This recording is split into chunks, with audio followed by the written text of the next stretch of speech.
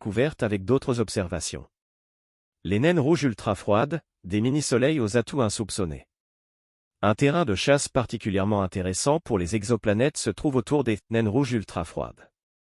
Imaginez des étoiles beaucoup plus petites et moins brillantes que notre Soleil, presque des braises cosmiques.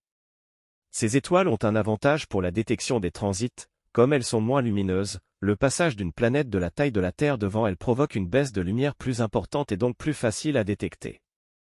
C'est un peu comme essayer de voir une ombre, elle sera plus visible sur un mur faiblement éclairé que sur un mur en plein soleil. De plus, la zone habitable autour de ces petites étoiles, la région où une planète pourrait avoir de l'eau liquide à sa surface est très proche de l'étoile. Cela signifie que les planètes y orbitent plus rapidement, ce qui augmente la fréquence des transits et donc nos chances de les repérer. Il est intéressant de noter que les systèmes planétaires autour de ces naines rouges ressemblent, à une échelle réduite, à notre propre système solaire avec Jupiter et ses lunes. L'étoile naine jouerait le rôle d'un Jupiter miniature, et les planètes qui l'entourent seraient comme ses lunes, bien que leur histoire de formation puisse être très différente. Au-delà de la détection, percer les secrets des exoplanètes. Détecter une exoplanète est une chose, mais comprendre sa nature en est une autre. Les scientifiques veulent savoir de quoi elle est faite, si elle a une atmosphère, et surtout, si elle pourrait abriter la vie. Pour cela, ils combinent la méthode des transits avec d'autres techniques. En mesurant la façon dont l'étoile oscille légèrement sous l'attraction gravitationnelle de sa planète, la méthode des vitesses radiales, ils peuvent déterminer la masse de la planète. En combinant la taille obtenue par les transits et la masse, ils peuvent calculer la densité de la planète, ce qui donne des indices sur sa composition, est-ce une boule de roche comme la Terre, une géante gazeuse comme Jupiter, ou un monde océanique recouvert d'eau.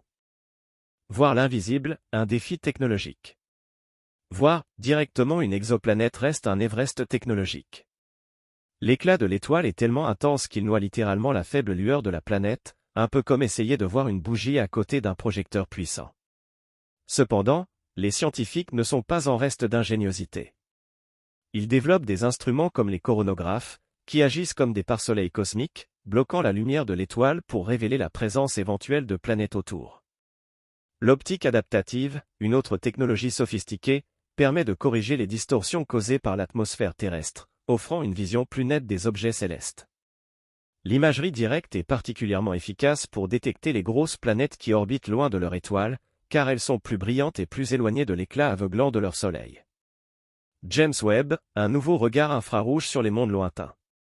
L'arrivée du télescope spatial James Webb, JWST, a marqué un tournant majeur dans l'étude des exoplanètes, en particulier pour analyser leurs atmosphères.